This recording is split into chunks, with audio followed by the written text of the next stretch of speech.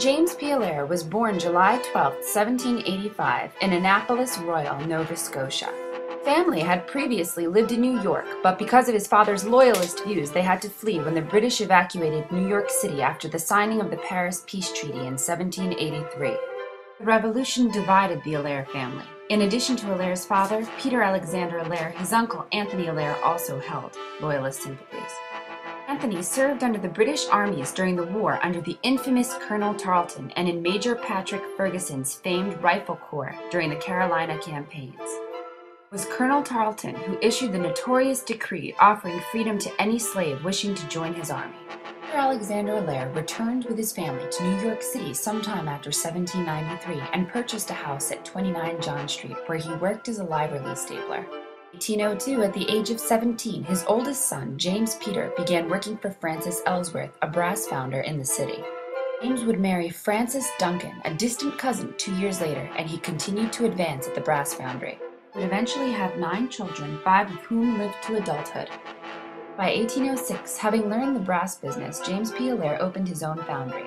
Before the War of 1812, Allaire's foundry received an order from Robert Fulton to make the brass works for the Clermont, first commercially successful steamboat.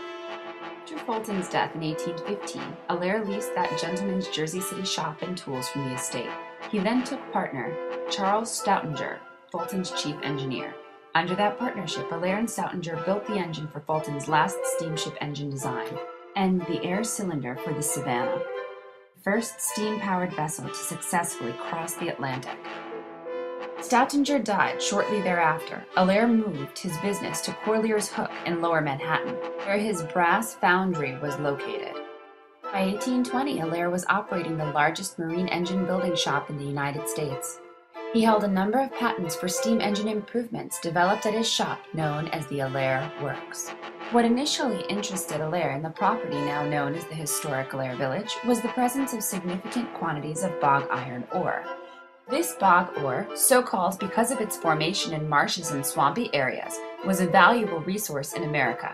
It was before the discovery of vast ore deposits in the mountains of northern New Jersey and Pennsylvania. Significantly, bog ore is a renewable resource when mined and utilized with care. It is produced when rainwater leaches out humic and tannic acids and carbon dioxide, which is produced as part of the natural life cycle of microorganisms in the soil. The purchase of the Howell Works property was important for several reasons. Much of the land was profitable because of its vast tracts of standing timber and rich farmland. Most importantly, it assured Allaire of a source of iron for his New York City steam engine works.